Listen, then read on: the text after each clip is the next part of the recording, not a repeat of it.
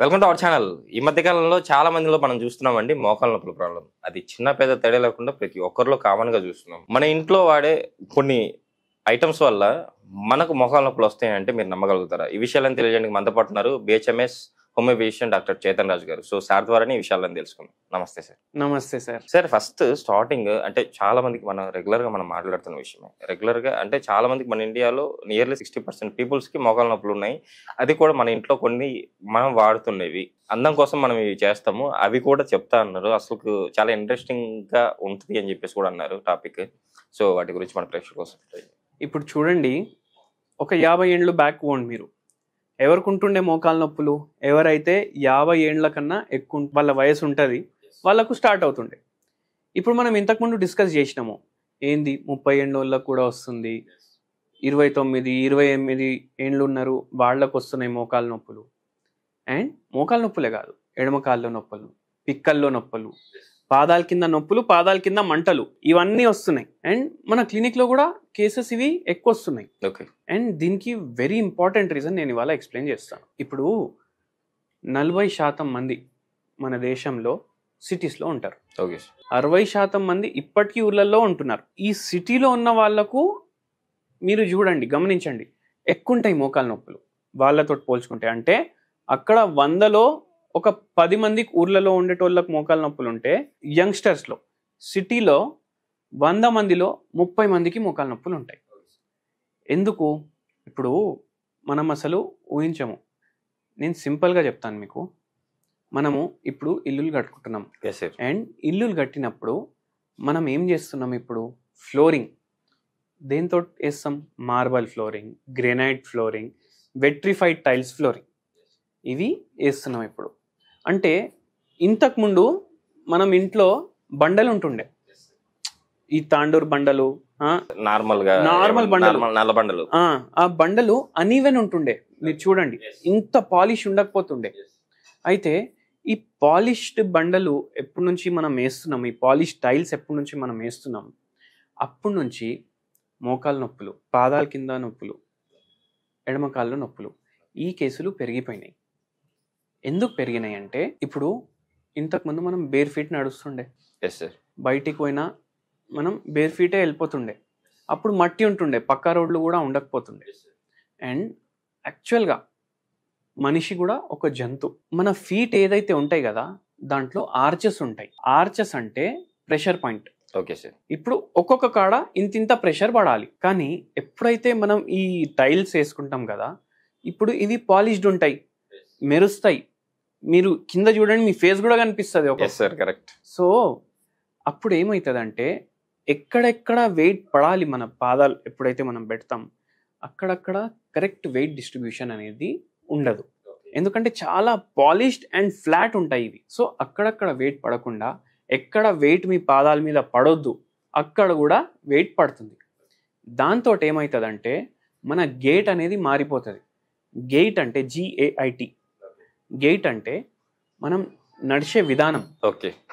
మనం నడిచే విధానం మారిపోతుంది. ఇప్పుడు ఇవి కూడా వెట్రిఫైడ్ టైల్సే. అండ్ ఇప్పుడు చూడండి, కొద్దిసేపు ముందు ఎవరో వచ్చి వెళ్ళిండ్రు బయటికి.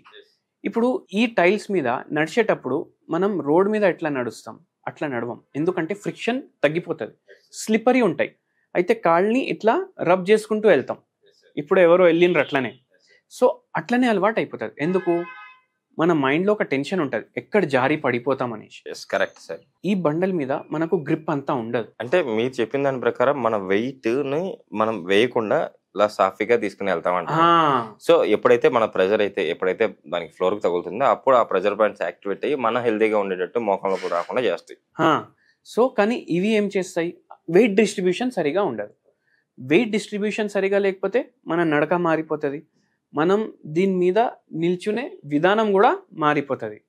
మనం మోకాల మీద ఎట్లా బరువు పడాలి అలా పడదు. మన ఎడమకాల మీద ఎట్లా బరువు పడాలి అట్లా పడదు. సో రాంగ్ విధంగా బరువు మనది మోస్తాయి మన మోకాలు. ఇదే లాంగ్ రన్లో కంటిన్యూ అయ్యి మోకాల నొప్పులు స్టార్ట్ అవుతాయి. లోపల గుజ్జు కూడా అరిగిపోతుంది. ఇట్లా అవుతుంది. మళ్ళీ ఇంకా ఏమవుతుంది అంటే, మనం మజిల్స్ ఉంటాయి.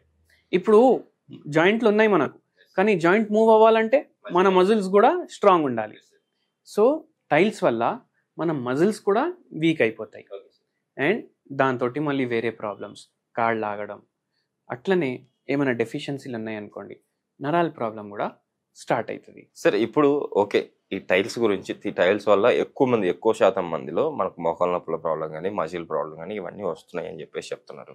సో మన ఈ ప్రాబ్లం నుంచి బయటపడడానికి మీరు ఎలాంటి మెడికేషన్, హోమియోపతిలో కానీ ఎలాంటి రెమెడీ కానీ, అట్ ద సేమ్ టైం మన లైఫ్ స్టైల్ ఎలా ఉండాలని చెప్తారు? ఇప్పుడు మోకాలు నొప్పులు, ఆస్టియోఆర్థరైటిస్ ఉన్నా, రుమటాయిడ్ ఆర్థరైటిస్ ఉన్నా, ఏ ఆర్థరైటిస్ ఉన్నా మనకు హోమియోపతిలో చాలా మంచి పరిష్కారం ఉంటుంది దానికి. సో వీటికి మనం హోలిస్టిక్ సిస్టమ్ ఆఫ్ మెడిసిన్ కాబట్టి పేషెంట్ మన దగ్గర వస్తే మనం ట్రీట్మెంట్ ఇస్తాము. అది కాకుండా ఇప్పుడు మీరు ఇంట్లో టైల్స్ వేసుకున్నారు షో కోసం, మీరు ఏం చేసుకోవచ్చు అంటే ఇప్పుడు ఈ కార్పెట్లు వస్తాయి కదా, అవి వేసుకోవాలి కొంచెం. లేదంటే అది మేము అఫోర్డ్ చేయలేం బై, ఏడ 10,000 15,000 ఎక్కడ పెడతామంటే రబ్బర్ చెప్పులు కనుక్కోండి. రబ్బర్ చెప్పులు ఇంట్లో వేసుకొని ఉండండి, కొద్దిగా వాకింగ్ ఏమో కరెక్ట్ అవుతుంది. ఓకే, అదొకటి. మళ్ళీ ఇంకో పెద్ద ప్రాబ్లం ఏంటంటే ఇప్పుడు మనం రబ్బర్ చెప్పులు కానీ కార్పెట్లు కానీ ఎందుకు అంటున్నామంటే మన బాడీలో మన గుజ్జు ఉంటుంది కదా, అది షాక్ని అబ్జార్బ్ చేస్తుంది. ఇప్పుడు మనం డైరెక్ట్ దీని మీద నడిచినాం అనుకోండి, ఇంపాక్ట్ వల్ల అది హార్డ్ సర్ఫేసే, మన బోన్స్ కూడా హార్డే ఉంటాయి, షాక్ సరిగా అబ్జార్బ్ అవ్వదు. ఓకే, షాక్ సరిగా అబ్జార్బ్ అవ్వకపోతే అది బాడీలో పాస్ అవుతుంది.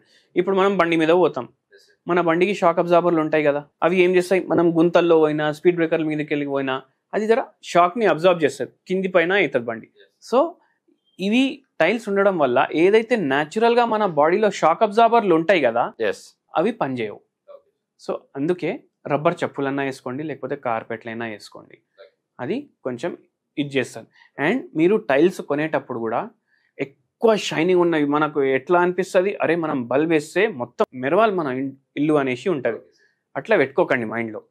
జరా చూసి తీసుకోండి. ఓవర్ పాలిష్ టైల్స్ కొనకండి, కొంచెం నార్మల్గానే ఉన్నవి కొనుక్కొని వేసుకోండి. మనం షో పుటప్ చూసుకోవడానికి పోతే మన హెల్త్ పాడైపోతుంది.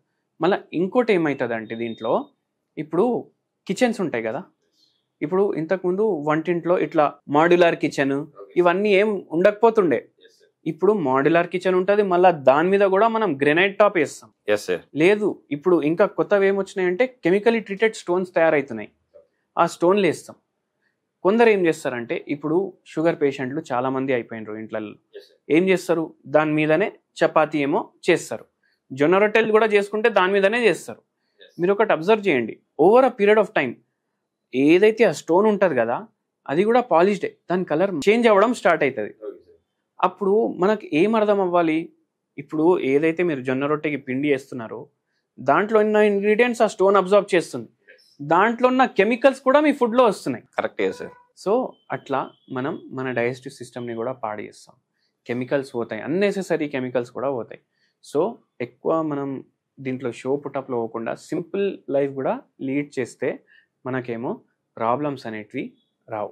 సార్ కరెక్ట్గా, చాలా కరెక్ట్గా చెప్పారు సార్. ఇంకొకటి ఏంటంటే మన లైఫ్ స్టైల్లో ఇలాంటి మాడిఫికేషన్ చేసుకోండి, ఇలా ఉండండి, మీ లైఫ్ స్టైల్ ఇలా చేసుకోండి అన్నారు. సో మన ప్రజల కోసం home remedy and homeopathy medicine చెప్తే కూడా బాగుంది. హోమ్ రెమెడీ నేను ఒకటి చెప్తాను.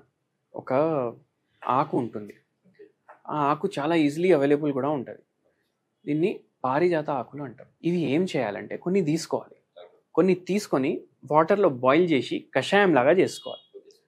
కొద్దిగా చేదుగా ఉంటుంది కానీ దాంట్లో మెడిసినల్ ప్రాపర్టీస్ ఉంటాయి. సో ఇది మీరు డైలీ 1 గ్లాస్ కన్జ్యూమ్ చేయండి. బ్రేక్ఫాస్ట్ ముందే, టిఫిన్ చేసే ముందే కన్జ్యూమ్ చేయండి. కన్జ్యూమ్ చేస్తే మీకు కొద్దిగా నొప్పుల్లో రిలీఫ్ వస్తుంది. అది పూర్తిగా రివర్స్ అవ్వాలి కండిషన్ అంటే హోమియోపతికి మెడిసిన్ ప్రిఫర్ చేయండి. మన దగ్గర కూడా చాలామంది పేషెంట్లు వస్తారు. అండ్ ఒక హోమియోపతి మెడిసిన్ కూడా చెప్తాను రిలీఫ్ గురించి. సో కెల్కేరియా ఫ్లోర్ అనేసి ఒక మెడిసిన్ ఉంటుంది, 1 potency, 5 drops 1 cup of water. నొప్పులు కొద్దిగా ఎక్కువనే 2 సార్లు తీసుకోండి డైలీ.